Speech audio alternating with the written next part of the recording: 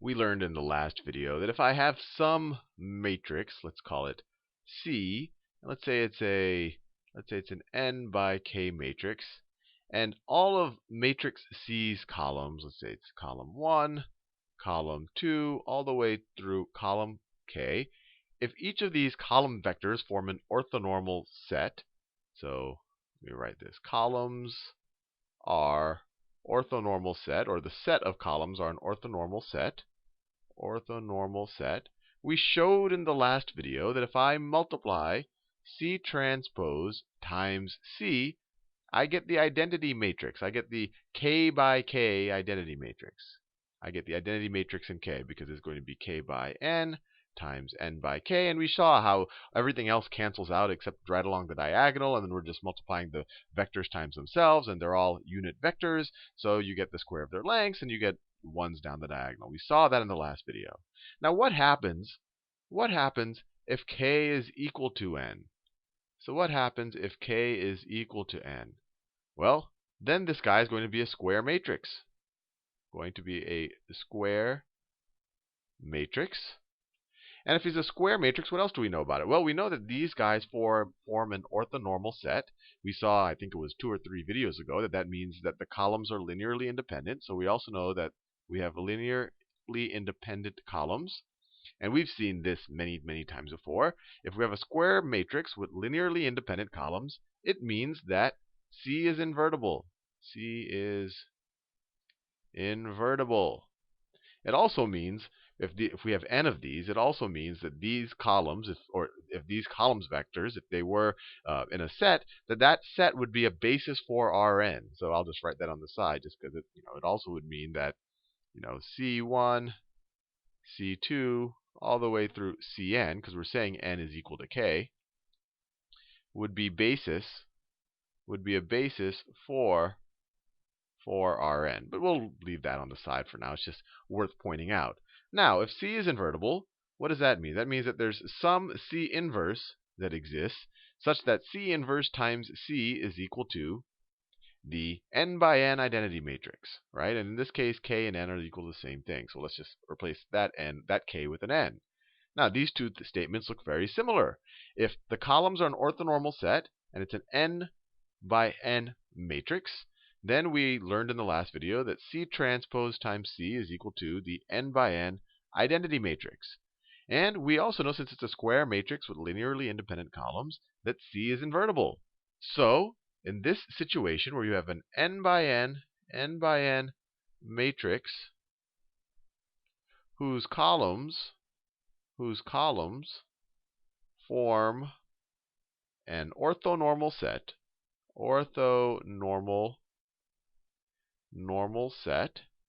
then, well, C inverse must be equal to C transpose, right? I mean, you can just say, look, something times C is equal to the identity matrix, something times C is the identity matrix. These somethings must be the same thing.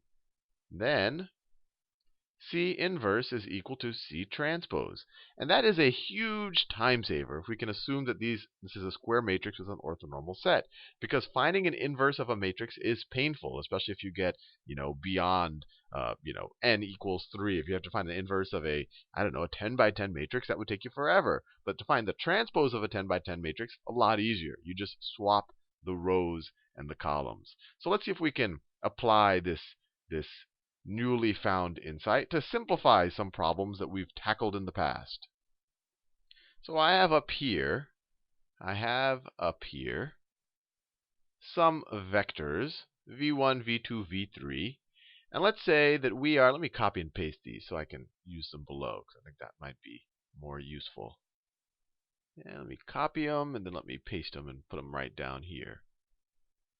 Edit, paste. We have these vectors here. I'll leave it for you to verify that they all are unit vectors and that taken together they form an orthonormal set, or that they would be an orthonormal basis for R3. However you want to view it, you can verify that on your own time. But what I want to do in this video is construct an interesting linear transformation in R3. So let's say I have the plane formed by v1 and v2, right? And v1 and v2 are going to be orthogonal to each other as well. This is an orthonormal set. So v1 and v2 are orthogonal.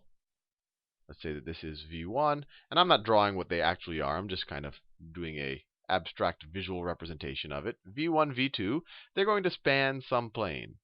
So let me draw the plane as best as I can. So if you take all of the linear combinations of v1 and v2, it's going to be a plane in R3. So that's my plane, and we know it goes off in every direction infinitely, but this is what it looks like. We're gonna have the 0 vector in it. And let me just call my plane, this plane,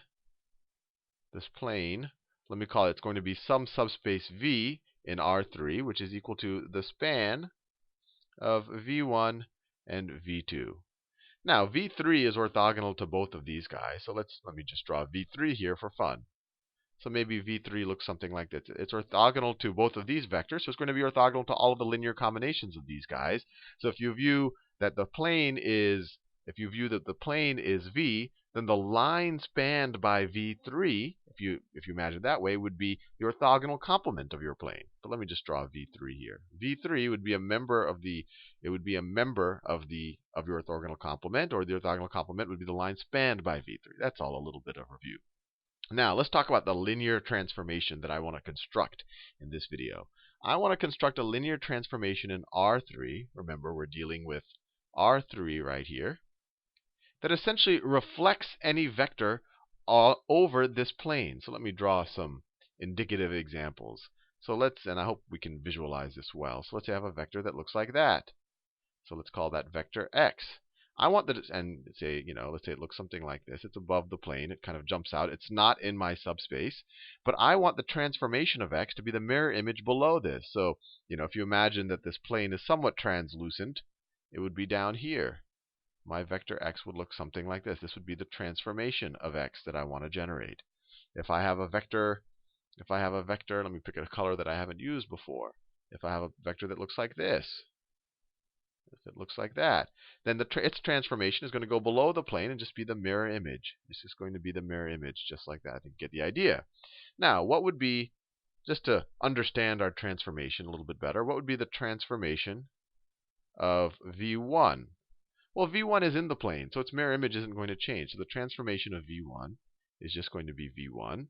What's the transformation of v2? Well, that's also in the plane. So the transformation of v2 is just going to be v2. And what's the transformation of v3?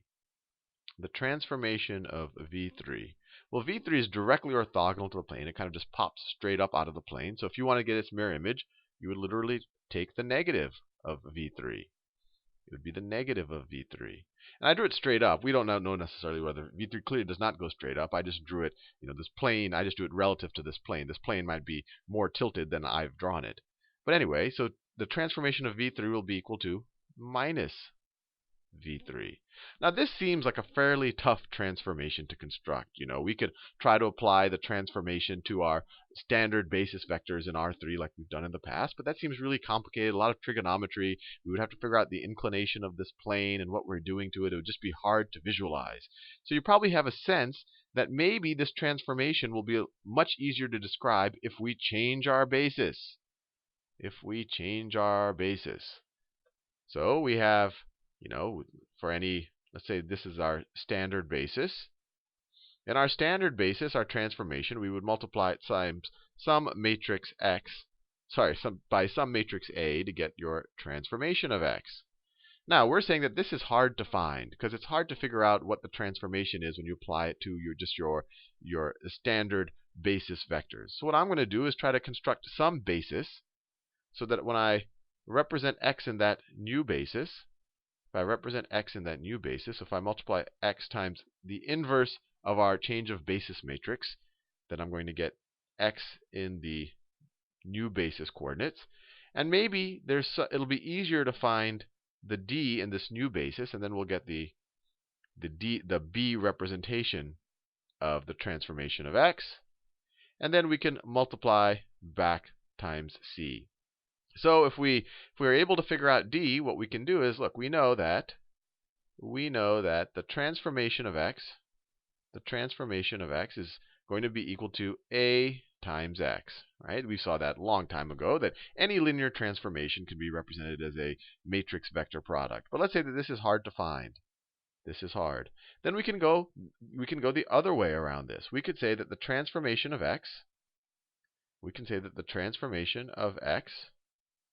is equal to, you take x, first you multiply it by c inverse to get the b version of x.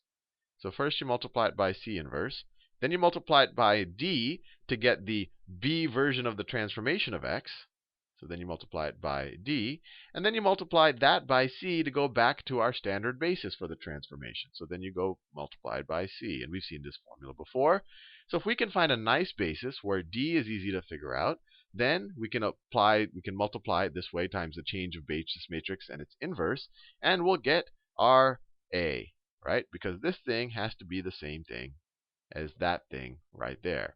And even more, if we pick an orthonormal basis, right? If B is an orthonormal basis,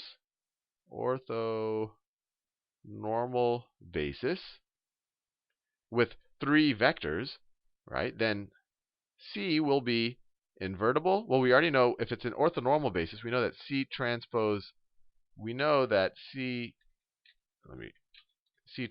C is equal to the identity matrix, and we also know that C is invertible if C is essentially a 3 by 3 matrix.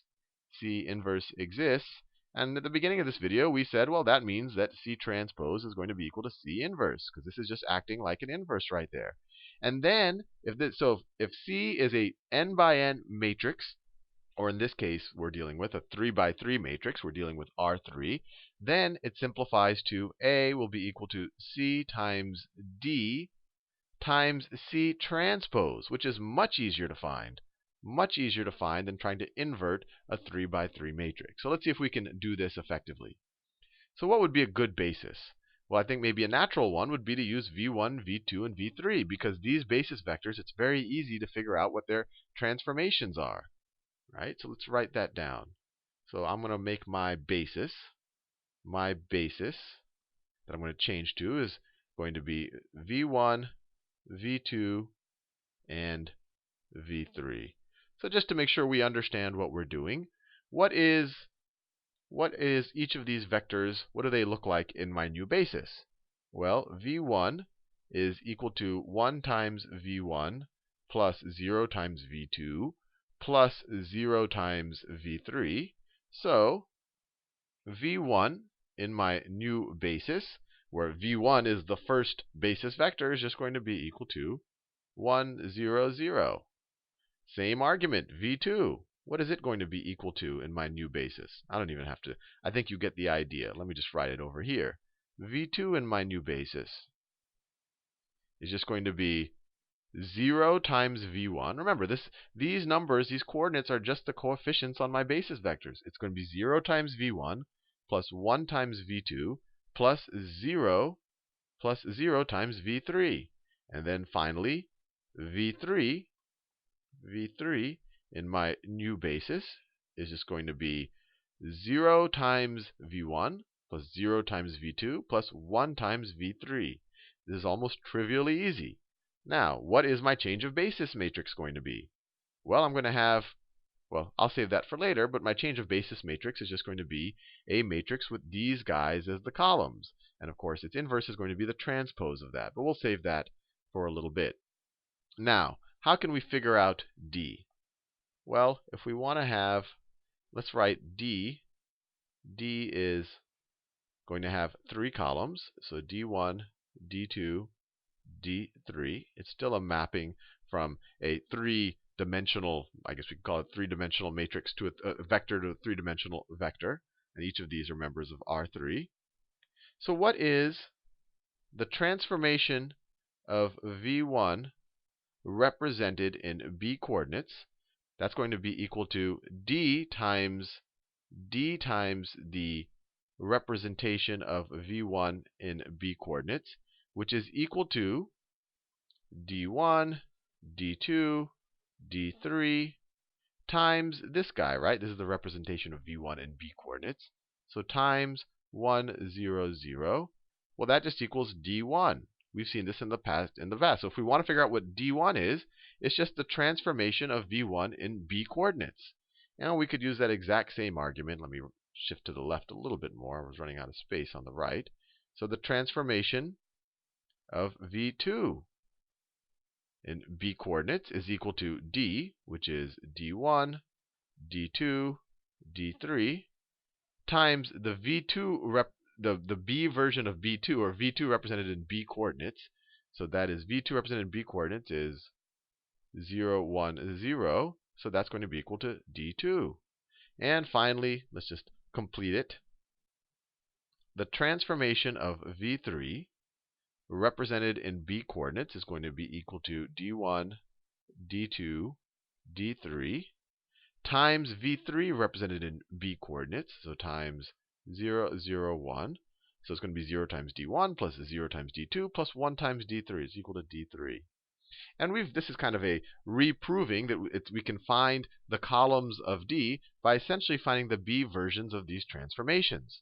So D, we can rewrite D is going to be equal to, the first column is just going to be this. So it's the transformation of V1 in B coordinates. The second column is this, right? D2 is that. So it's the transformation of V2 in b coordinates. And then the third column is that, the transformation of v3 in b coordinates, just like that. So let's see if we can find these. This hopefully shouldn't be too difficult. So we saw it up here. We wrote what the transformation of v1, v2, and v3 are. Now we just have to find out what they are in b coordinates. So let me copy and paste this down here, because this might be nice to look at. So we already found that. Paste it down here. Edit, paste. All right. So we have that. We've already found that. So we just have to find the b coordinate representation of them. So the b coordinate representation of the transformation of v1. Actually, I think I'll write it out. This becomes a little bit tedious. That's equivalent to the b coordinate representation of v1, right? Which is just 1, 1, 1, 0, 0. So let me write D here. D is equal to, the first column is 1, 0, 0. Then what's the second column?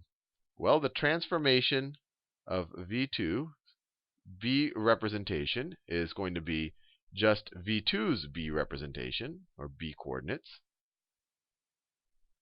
which is equal to 0, 1, 0, 0, 1, 0. 0, 1, 0. And then one left. And this one's a little interesting one.